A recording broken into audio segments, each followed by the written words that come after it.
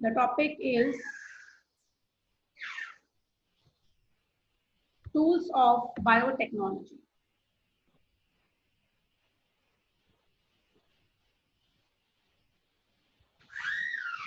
Biotechnology में क्या क्या टूल्स यानी कि क्या क्या चीजें यूज होती हैं। जो हमने इसका प्रोसेस पढ़ा था वो क्या था कि आप जो है एक डीएनए को कट करते हैं, डिजायर्ड डीएनए है, आपको जो डीएनए चाहिए उसको आपने कट किया, कट कर कर किसी प्लाज्मिड के अंदर डाला, किसी भी वेक्टर के अंदर डाला, और ज्यादातर वेक्टर क्या होता है, वेक्टर होता है एक प्लाज्मिड। अब उसको जो है आप उसकी मल्टीपल कॉपीज बनाकर, चाहे तो केमिकल्स बनाकर या एज इट इज, अगर सिंगल ऑर्गेनिज्म के अंदर आपने रिकॉम्बिनेशन करना है तो सिंगल के अंदर, और अगर आप चाहते हो कि ये रिकॉम्बिनेशन बहुत सारे लोगों तक पहुंचाना है, जैसे कि प्लांट्स की सीड्स ही बनाने हैं, पूरी की पूरी फसल को आप बचाना चाहते हैं, इस तरह का कोई केस है, तो उस केस में आप लोग जो है उसकी मल्टीपल कॉपीज बनाकर केमिकल इंजीनियरिंग के थ्रू केमिकल्स निकालकर मार्केट में उसको भेज देंगे। तो ये प्रोसेस जो मैंने आपको वर्बली अभी बताया है, ये सारा कैसे होता है इसको हम स्टेप बाय स्टेप करेंगे। सबसे पहले इसके लिए टूल्स क्या चाहिए, क्या क्या चीजें चाहिए। तो बायोटेक्नोलॉजी या जो हम रिकॉम्बिनेंट डीएनए बना रहे हैं, नई तरह का डीएनए बना रहे हैं, इस टेक्नोलॉजी में आपको क्या क्या टूल्स, क्या क्या चीजें चाहिए। तो सबसे पहले जो जरूरी है that is restriction enzymes.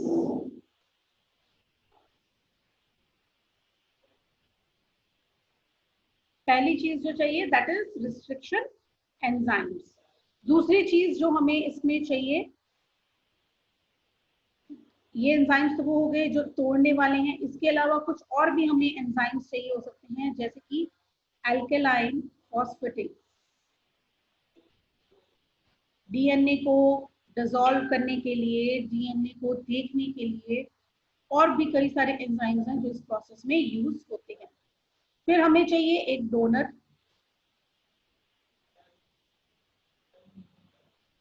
DNA को जो डोनेट कर रहा है, मतलब जिसका डीएनए हम चाहते हैं कि हम किसी दूसरे के अंदर इनकॉर्पोरेट कर दें, किसी दूसरे के अंदर डाल दें, तो डीएनए की भी जरूरत है, एक डोनर की भी जरूरत है। एक और एंजाइम चाहिए पॉलीमेरेज, एक और एंजाइम चाहिए दैट इज रिवर्स ट्रांसक्रिप्टेज, एक एंजाइम चाहिए लाइगेज। लाइगेज जो है T4 टाइप के चलते हैं जो कि डीएनए को लाइगेट करते हैं। लाइगेज एंजाइम्स को हमने नेम दिए हैं, नंबर दिए, तो T4 लाइगेज हमें इस प्रोसेस के लिए चाहिए है। फिर हमें चाहिए वेक्टर्स जैसे कि प्लाज्मिड, और लास्टली हमें चाहिए एक होस्ट ऑर्गेनिज्म जिसके अंदर हम उस डीएनए को डालना चाहते हैं। तो ये सब है रिक्वायरमेंट्स या टूल्स फॉर आरडीएनए टेक्नोलॉजी या टूल्स फॉर बायोटेक्नोलॉजी। ये सब चीजें जो है मिलकर जो है इस प्रोसेस को कंप्लीट करेंगे। सबसे पहले हम डिस्कस करेंगे रिस्ट्रिक्शन एंजाइम्स। रिस्ट्रिक्शन एंजाइम्स कैसे निकले, कैसे पता चला इनके बारे में। तो दो साइंटिस्ट थे, Linn and Arber. Linn and Arber ने देखा कि जो बैक्टीरिया है ई कोलाई,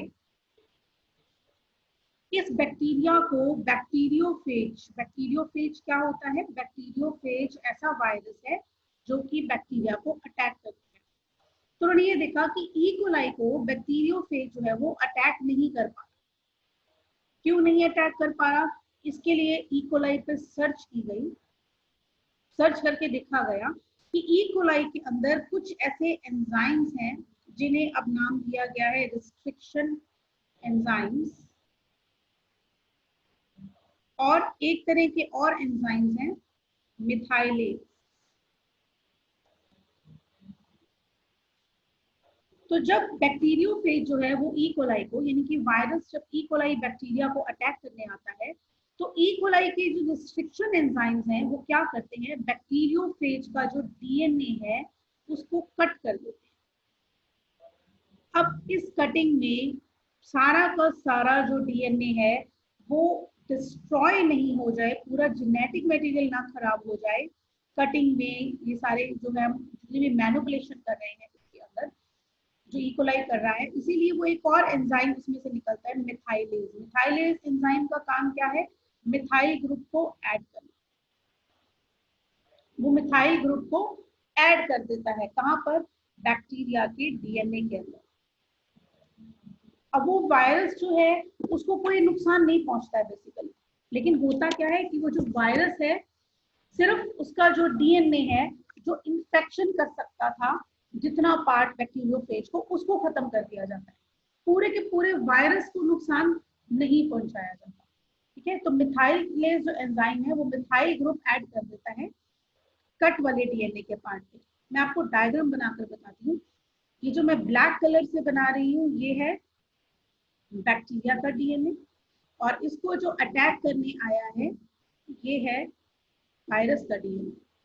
तो ये जो डीएनए है बैक्टीरिया का ब्लैक कलर वाला, ये जो बैक्टीरिया का डीएनए और ये वायरस बैक्टीरियोफेज का डीएनए, ये डीएनए जो है इस डीएनए को कट कर देगा। इसमें से कुछ एंजाइम्स निकलेंगे और ये एंजाइम्स इस डीएनए को कट कर देंगे। कट करने से क्या होता है कि ये पूरा का पूरा वायरस का डीएनए खराब हो सकता है, डिस्ट्रॉय हो सकता है। इसीलिए फर्दर एक और तरह के एंजाइम्स यहाँ पर रिलीज कर दिए जाते हैं, दैट इज मिथाइलेज। अब ये वाला वो पार्ट था जो इन्फेक्शन कर रहा था, इन्फेक्शन वाले पार्ट को जो है कट कर दिया गया है, यहाँ से कट करके निकाल दिया, और ये जो बाकी का डीएनए है वायरस का इसको प्रोटेक्टेड करके रख लिया गया है। ठीक है, और अब ये जो डीएनए है ये अब वायरस का जो डीएनए ये अब बैक्टीरिया का कुछ नहीं बिगाड़ सकता, क्योंकि नुकसान करने वाला पार्ट तो हमने एक्सट्रैक्ट कर दिया, बाहर निकाल दिया। तो इस तरह से ये प्रोसेस जो है ई कोलाई में लिन और आर्बर ने देखा, तो उन्होंने सोचा कि क्यों ना यही एंजाइम्स को यूज कर एनिमल्स का, प्लांट्स का और ह्यूमन बींग्स का भी डीएनए कट किया जाए और उस डीएनए को कहीं और जोड़ दिया जाए। ठीक है, नॉर्मली भी ऐसा होता है, अगर हमें कोई चीज लगती है कि वो प्रॉपरली वर्किंग नहीं है उतना पार्ट, तो हम उसको कट करके निकाल देते हैं और उसकी जगह कोई नई चीज को जो है एड ऑन कर देते हैं। तो ऐसे ही हम अपनी बॉडी के साथ भी ये काम कर सकते हैं, ऐसा लिन और आर्बर ने सोचा। इसीलिए उन्होंने निकाले ये restriction enzymes. Till now bacteria से ही टोटल 900 रिस्ट्रिक्शन एंजाइम्स जो है वो हम एक्सट्रैक्ट कर चुके हैं। रिस्ट्रिक्शन एंजाइम जिनको अपने नाम दिया था मॉलिक्यूलर सीजर्स, उनका ऐसे नहीं है कि आप कोई भी रिस्ट्रिक्शन एंजाइम लो और किसी के भी डीएनए को काट लो, ऐसा नहीं होता है। डीएनए काटने के लिए आपको एक पर्टिकुलर ही रिस्ट्रिक्शन एंजाइम चाहिए, किसका डीएनए है मैच करके हर कोई सीजर, हर कोई मॉलिक्यूलर सीजर हर एक मॉलिक्यूल को नहीं काट सकती, उसके लिए पर्टिकुलर ही आपको मॉलिक्यूलर सीजर लेनी पड़ेगी। तो इस तरह से जो सबसे पहला रिस्ट्रिक्शन एंजाइम था, लिन और आर्बर ने तो ये चीज कंसेप्ट आगे रखा कि किस तरह से हम निकाल सकते हैं, ऐसा किया जा सकता है। ऐसा कर कर किसने दिखाया? एक साइंटिस्ट थे स्मिथ, उन्होंने ये काम करके दिखाया और उन्होंने पहला रिस्ट्रिक्शन एंजाइम एक्सट्रैक्ट किया, दैट वाज हाइंड 2। ये हाइंड 2 रिस्ट्रिक्शन एंजाइम निकाला गया वायरस से, इन्फ्लुएंजा के हीमोफाइलस इन्फ्लुएंजा।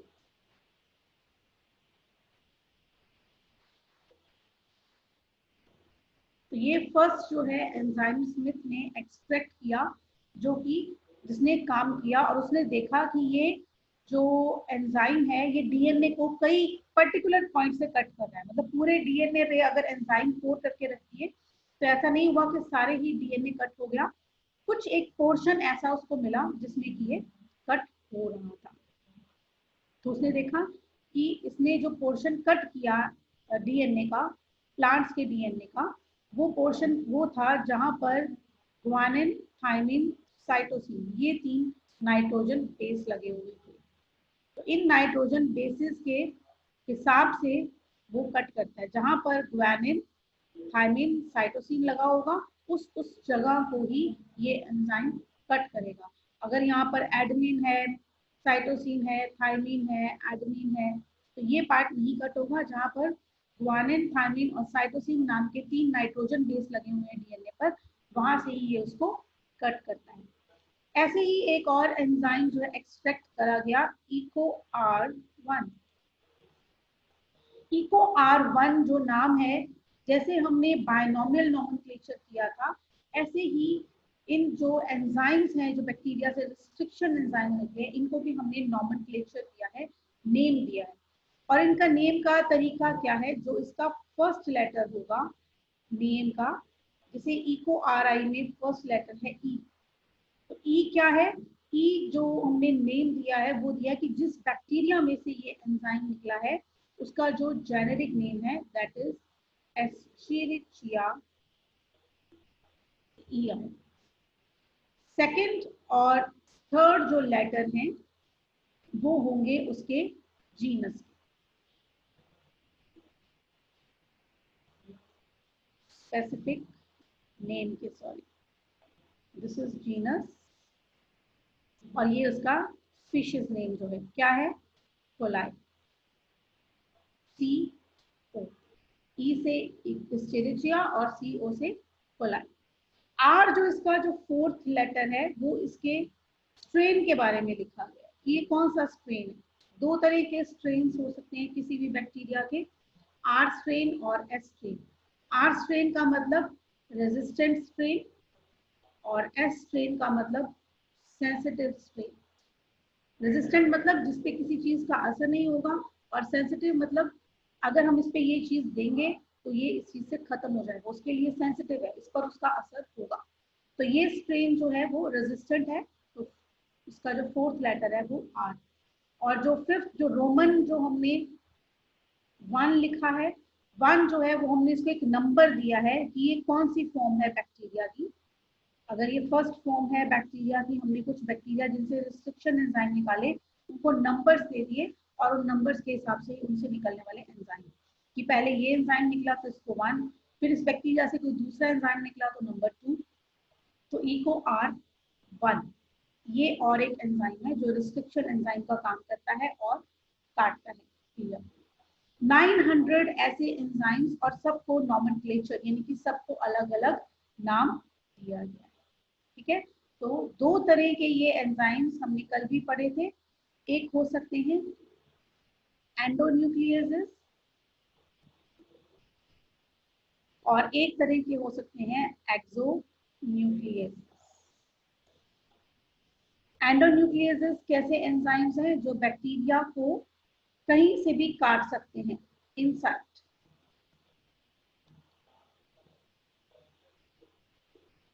ऐसे रिस्ट्रिक्शन एंजाइम्स जो डीएनए को इनसाइड से काट सकते हैं। ये डीएनए है और मैं इसका पर्टिकुलर ये पार्ट काटना चाहती हूँ तो एंडोन्यूक्लियस यूज करूंगी। और अगर हम एंड से काटना चाहते हैं डीएनए को, ये वाला एंड वाला पार्ट चाहती हूँ या मैं ये वाला एंड वाला पार्ट चाहती हूँ, तो I will use restriction exonuclease. Clear है इतना सबको?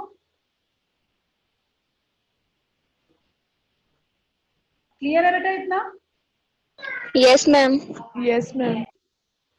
तो अब देखते हैं कि ये रिस्ट्रिक्शन जो एंडोन्यूक्लियेसेस है वो किस चीज को काटते हैं एक्चुअली।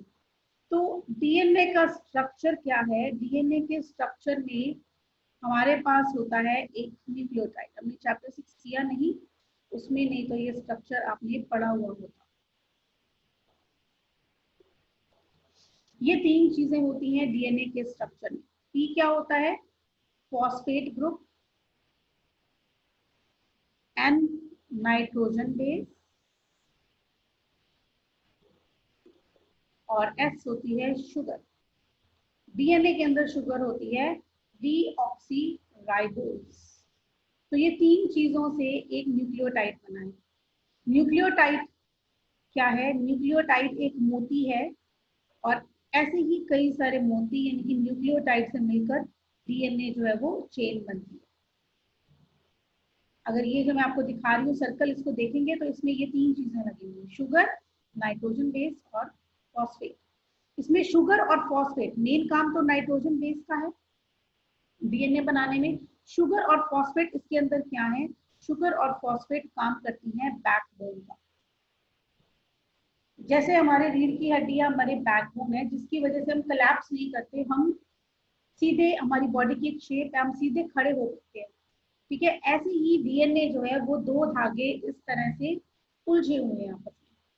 आप नॉर्मली देखो कि दो धागे हो आपके पास और वो कैसे उलझे हुए रह सकते हैं। इस तरह से अगर मैं इसको यूं मोड़ भी दूं तो क्या होगा, थोड़ी देर में ये वापस मुड़ गया, गिर गया। कोई भी धागे को आप इस तरह से इंटैक्ट नहीं रख सकते इस फॉर्म में कॉइल्ड, जैसा कि डीएनए दिख रहा है आपको स्क्रीन पे। ये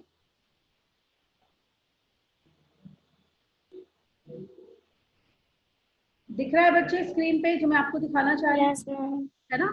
अब जैसे ही मैं इसको छोड़ती हूँ तो ये वापस गिर जाता है। ऐसे डीएनए के साथ भी होगा। तो डीएनए को फिक्स रखने के लिए उसमें स्ट्रॉन्ग जो है सब्सटेंसेस लगे हुए हैं, शुगर और फॉस्फेट। तो शुगर और फॉस्फेट ये इसको यहाँ से इंटैक्ट रखते हैं और नाइट्रोजन बेस से यहाँ पर जुड़ा हुआ होता है, ताकि डीएनए जो है वो अपनी एक प्रॉपर शेप में रहे। तो ये जो एंजाइम्स हैं, रिस्ट्रिक्शन एंजाइम्स, ये शुगर फॉस्फेट जो लगे हुए हैं इनको कट करते हैं, इनकी बैकबोन को, डीएनए की बैकबोन को कट करता है। शुगर और फॉस्फेट जो बॉन्ड्स हैं उनको कट करता है। अब अगर ये कट हो गए तो डीएनए ऐसे धागे की फॉर्म में हो गया। फिर उस धागे में को हम चेक कर कर उसमें पहचान कर कर, वो कैसे करते हैं अभी मैं बताती हूँ आपको, कि डीएनए में से अगर हमने जो पार्ट ढूंढना है कि यही हमारे काम का है, वो हम कैसे देख सकते हैं, क्योंकि ऐसे नेकेड आई से तो डीएनए दिखता ही नहीं है।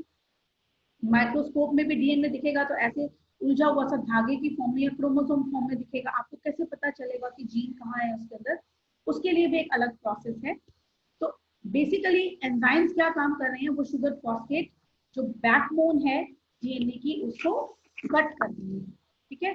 और इस कटिंग से ही हमें जो है वो डिजायर्ड डीएनए जो है वो मिल रहा है। अगर हम डीएनए को इस तरह से ना देखकर एक केमिकल की तरह देखें, ये दो डीएनए के स्ट्रैंड्स हैं, इसके ऊपर क्या लगे होते हैं, नाइट्रोजन बेस।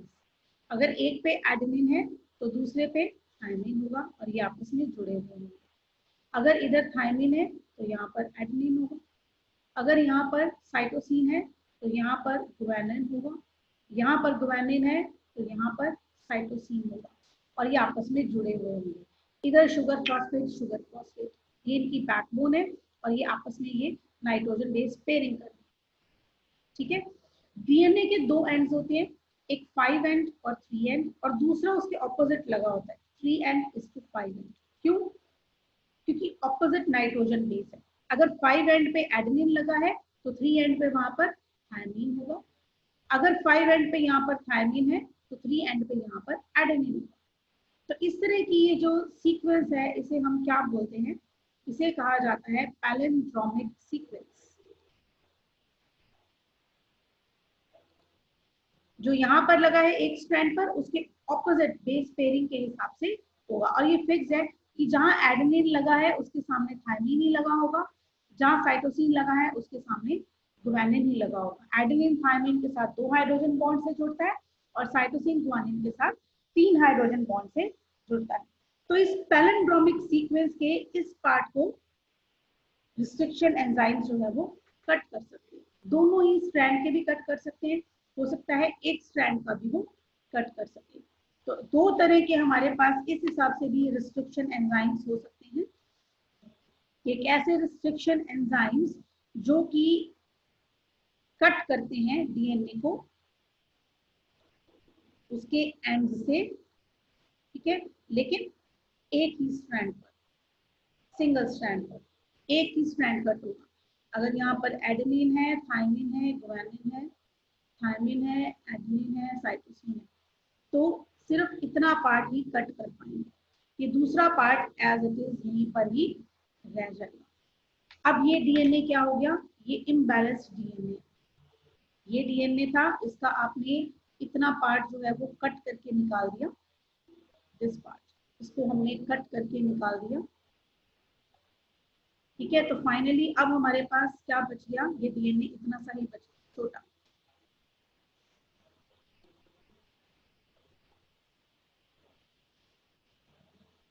लेकिन अब ये डीएनए का मॉलिक्यूल क्या हो गया, अनस्टेबल। इसमें से हमने एक चीज काटी तो ये जो यहाँ पर जो भी इसके केमिकल्स लगे हुए हैं वो क्या हो गए, वो अनस्टेबल हो गए। अब वो जल्दी से किसी के साथ भी कंबाइन कर सकते हैं, यहाँ पर कुछ भी एड ऑन कर सकते हैं, और इस तरह के एंड को हम बोलते हैं स्टिकी एंड। जब डीएनए की कटिंग जो है वो दोनों स्ट्रैंड से नहीं हुई और एक ही स्ट्रैंड से हुई है, और वो स्ट्रैंड जो है वो इस तरह से यहाँ से वेकेंट रह गया है, खाली रह गया है, उसके इस एंड को हम क्या बोलते हैं, स्टिकी एंड। और अगर डीएनए को दोनों ही स्ट्रैंड से बराबर कट कर लिया गया है, तो ये जो कटा हुआ डीएनए अब छोटा हो गया, तो इसकी ये दोनों एंड्स जो है ये क्या कहलाएंगे, they will be called as blunt, क्योंकि दोनों इक्वली ही एक साथ ही कट हुए हैं, sticky and and blunt and. ठीक है, अगर हम इसको नाइट्रोजन बेसिस के पॉइंट ऑफ व्यू से देखें तो हम इसको इस तरह से भी देख सकते हैं।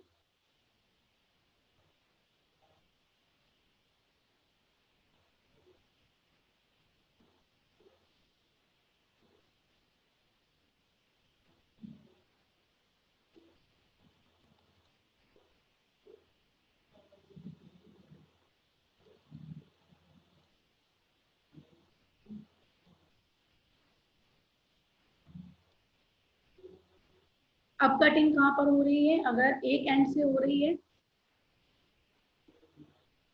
तो मान लो ये इतना पार्ट कट हो गया। अब डीएनए में क्या बच गया, ये DNA A T C G C T, लेकिन अब ये टी और ए, थाइमिन और एडेनिन, ये किससे कंबाइन करेंगे, तो ये एंड क्या हो गया इसका, स्टिकी एंड, क्योंकि ये वाला डीएनए तो यूज कर हमने कहीं और डाल दिया। ऐसे ही अगर ये पूरा इतना पार्ट कट होता है तो डीएनए कितना बच गया, ये डीएनए बच गया, इसको हम क्या बोलते हैं, blunt and, blunt and and sticky and.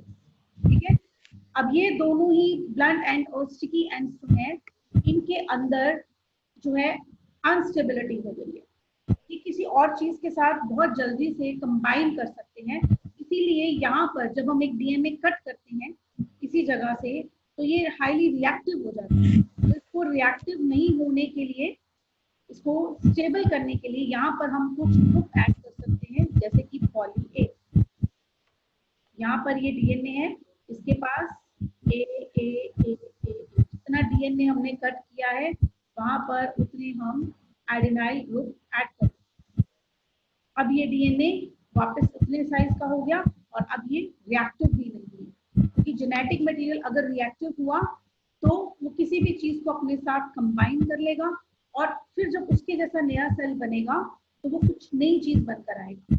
अगर ये मेरे फिंगर का सेल है, इसका जो डीएनए है इसको कट कर दिया जाए और इसमें कोई और चीज ऐड होगी, नई तरह की चीज ऐड होगी, तो क्या होगा, तो मेरी जो नई फिंगर बनेगी वो भी कोई फिंगर जैसी नई चीज बनेगी, वो कुछ और ही बन जाएगी। लेकिन हम क्या चाहते हैं कि जो भी चीज है वो सेम रहे, इसीलिए जैसे हम कहते हैं हम किसी चीज को काटते हैं, धागे को काटा, अगर कहीं से आपके कपड़ों में से कहीं से धागा कोई निकल रहा है तो आप उसको बाद में गांठ लगाओगे ताकि वो और वहां से ना निकले और ना टूटे। सेम ऐसे ही गांठ लगाने वाला ही तरीका है, पॉली ए या पॉली टी ग्रुप ऐड कर इस जगह पर ऐड कर देना, ताकि यहाँ पर अब कोई और चीज आकर रिएक्ट नहीं करे, कोई चीज आकर यहाँ पर ऐड ऑन नहीं हो जाए।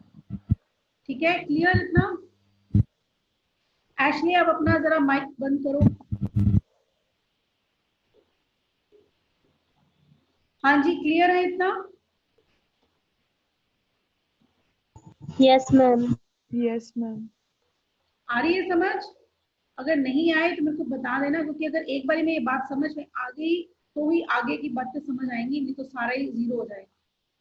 ठीक है, कैसे डीएनए एक से हमने कट किया, वेक्टर के अंदर डालना है और किसी दूसरे के अंदर वो फिर ट्रांसफर कर देना है, या उसका हम केमिकल भी बना सकते हैं। अगर हमने बहुत ज्यादा नंबर में लेना है तो हम केमिकल डाल सकते हैं। अगर हमने किसी एक सिंगल पर्सन की बीमारी का भी इलाज करना है तो जिस जीन पर वो डिजीज है उसके वो वाले डीएनए को कट करेंगे और उसकी जगह एक हेल्दी का हम लगा देंगे, हेल्दी पर्सन का डीएनए लगा देंगे। ऐसा भी हम कर सकते हैं, इस पर रिसर्च चल रही है, अभी ऐसा पॉसिबल नहीं है लेकिन चल रहा है ऐसा।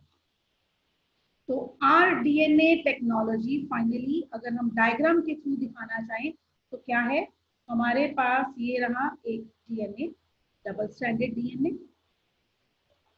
फॉरेन डीएनए, हमने किसी और का डीएनए है जो हमने कट किया है, ठीक है। ये हमारे पास प्लाज्मिड है, फैक्टर का डीएनए है।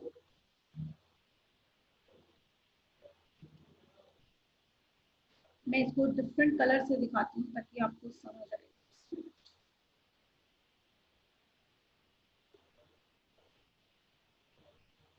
ये आपके पास वेक्टर का डीएनए है,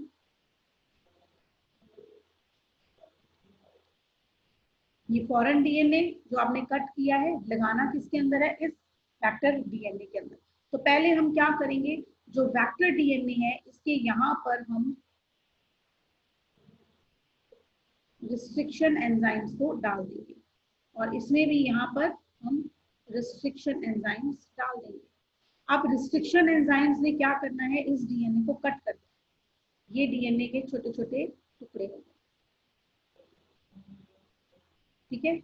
और ये वाला जो वेक्टर वाला था, ये हमने इतने ही पार्ट में डाला है, तो वेक्टर वाला जो डीएनए है वो इतना सा ही कट हुआ। अब हम ये वाला कोई एक पार्ट जो है, ब्लू वाला जो डीएनए है, कट वाला पार्ट, सपोज ये वो जीन लगा हुआ है यहाँ पर जो हम चाहते हैं कि हम ऐड करना चाहते हैं किसी दूसरे ऑर्गेनिज्म के अंदर, तो हम क्या करेंगे, हम ये वाला ही लेंगे डीएनए वाला पार्ट, और ये मैंने यहाँ पर इसको फिक्स कर दिया प्लाज्मिड के अंदर।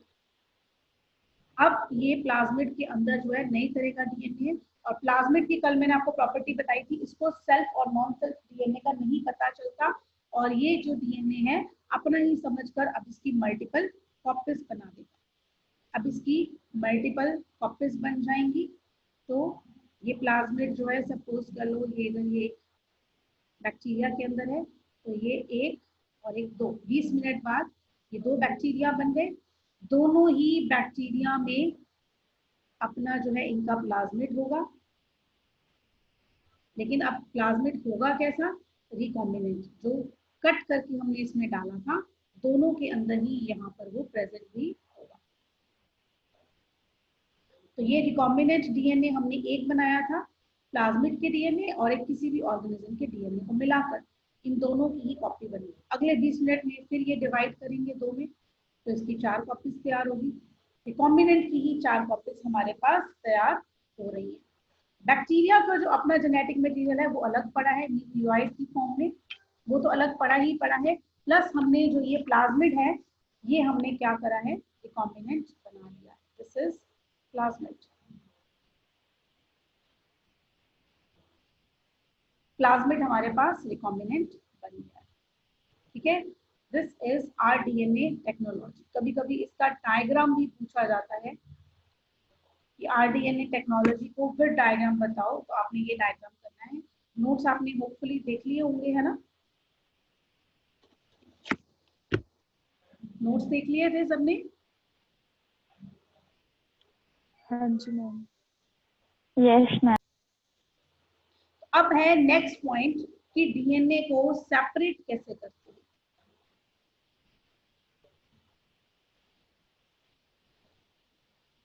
दो 2.2 मीटर लंबा डीएनए और उसके अंदर हजारों जीन्स, जो जीन हमें चाहिए वो 2.2 मीटर में जाने कहाँ जाकर लगा होगा, इतने हजारों जीन्स में से उसको हम कैसे ढूंढें, और उस चीज पर, उस डीएनए पर जो हमें नेकेड आई से तो दिखता ही नहीं है।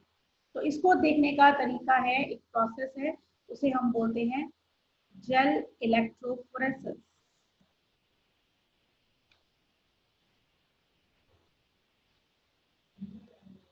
बेसिकली जो ज्यादातर जेल यूज होती है that is agarose. So this process is known as agarose gel electrophoresis. इसमें हम क्या करते हैं, डीएनए के ऊपर जो है हम रिस्ट्रिक्शन एंजाइम जो है वो डाल देते हैं। डीएनए कट हो गया, चाहे बीच में से निकालना है तो एंडोन्यूक्लियस, साइड से निकालना है तो एक्सोन्यूक्लियस, और हमने अब डीएनए को कट कर लिया है। अब जो कट किया हुआ डीएनए हमारे पास सामने आता है, उसको हम एक इलेक्ट्रोफोरेसिस प्लेट पर रखते हैं। ऐसी होती है एक इलेक्ट्रोफोरेसिस प्लेट। इस इलेक्ट्रोफोरेसिस प्लेट पर एक पॉजिटिव और एक नेगेटिव जो है वो दो तरह के इलेक्ट्रोड्स, दो तरह के चार्जेस जो है वो बने हुए हैं। जो हमने डीएनए के पीसेस कट किए हैं उन कट पीसेस को हम यहाँ पर रख देते हैं। ये हमने डीएनए के कट पीसेस को यहाँ पर हमने रख दिया। अब ये पीसेस का कोई हिसाब नहीं है, कोई पीस छोटा होगा तो कोई पीस बड़ा भी होगा। ये कट डीएनए, अब हमने इसमें से वो डीएनए ढूंढना है जिसके ऊपर वो जीन लगा हुआ है जो हमें चाहिए। हम वो वाला सेगमेंट ढूंढ रहे हैं जीन का जो कि हम वेक्टर के अंदर, प्लाज्मिड के अंदर डालें। ये ब्लू वाला पार्ट, ये इतना बड़ा डीएनए है, इसको हमने कट कर लिया और कट करके इसको हमने ये इलेक्ट्रोफोरेसिस प्लेट पर रख दिया। डीएनए के जो पार्टिकल्स हैं दे आर नेगेटिवली चार्ज, तो ऑब्वियसली ये किसकी तरफ जाएंगे, पॉजिटिव चार्ज की तरफ जाएंगे। अब ये पार्टिकल्स धीरे धीरे मूव करना शुरू होते हैं, तो ये पार्टिकल्स धीरे धीरे मूव करने लगते हैं। अब मूवमेंट में भी क्या होगा, जो पार्टिकल्स लार्ज साइज के वो पीछे रह जाएंगे और जो पार्टिकल्स स्मॉल साइज के, छोटे साइज के, तो वो जल्दी से पॉजिटिव चार्ज की तरफ पहुंच जाएंगे। अब जिस टाइम पे ये ट्रैवल कर रहे हैं यहाँ पर इलेक्ट्रोफोरेसिस प्लेट पर, इस प्लेट में एक्चुअली है क्या, इस प्लेट के अंदर जो है अगर हम यहाँ पर देखें तो एगारोस जेल बिछी हुई है यहाँ पूरी प्लेट के ऊपर, क्योंकि ऐसे हम किसी चीज पर डीएनए डालेंगे तो वो निकल नहीं सकता, तो ये इस पर चिपक जाता है, अंदर सेट हो जाता है डीएनए। लेकिन पॉजिटिव चार्ज की तरफ अट्रैक्शन की वजह से ये खींच के अपने आप पहुंच जाएगा। तो ये जो ऑरेंज कलर से मैंने आपको दिखाया है, दिस इज एगारोस जेल। अब ये जो एगारोस जेल है इसकी तरफ ये डीएनए के पार्टिकल्स जो इसके ऊपर ट्रैवल कर रहे हैं नेगेटिव टू पॉजिटिव चार्ज की तरफ। अब इस टाइम पे हम डीएनए को देख सकते हैं एगारोस के ऊपर, कैसे, अभी भी नेकेड आई से नहीं, हम इस डीएनए को देखेंगे, इसके ऊपर हम एक डाई डालेंगे दैट इज इथिडियम ब्रोमाइड। ये एक डाई है जिससे कि डीएनए के जो सेगमेंट्स हैं उनमें ऑरेंज कलर आ जाता है। लेकिन अभी भी ये सेगमेंट्स हमें नहीं दिखेंगे, ये सेगमेंट्स हमें कैसे दिखेंगे, अल्ट्रा वायलेट रेडिएशन। तो हम इनके ऊपर डाई जो है वो ऊपर डाई इनके डाल देते हैं डीएनए सेगमेंट्स के ऊपर, कौन सी, इथिडियम ब्रोमाइड, और फिर ऊपर अल्ट्रा वायलेट रेडिएशंस डालते हैं। अल्ट्रा वायलेट रेडिएशंस में हमें ये डीएनए के पार्टिकल्स ऑरेंज कलर के दिखेंगे। अब हम डीएनए की पहचान कर सकते हैं, हमें इसके अंदर की जीन सब कुछ नजर आएगा। तो जो हम सीक्वेंस देखना चाहते हैं, सपोज करो हम GAT वाला सीक्वेंस कट करना चाहते हैं, तो हम उसमें से देखकर उसको कट कर सकते हैं।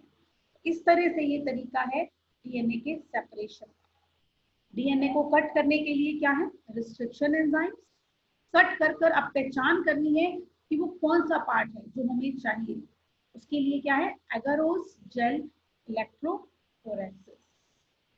ठीक है, क्लियर है इतना? Yes sir. अच्छा, मैंने आपको बेटा एक लिस्ट भेजी थी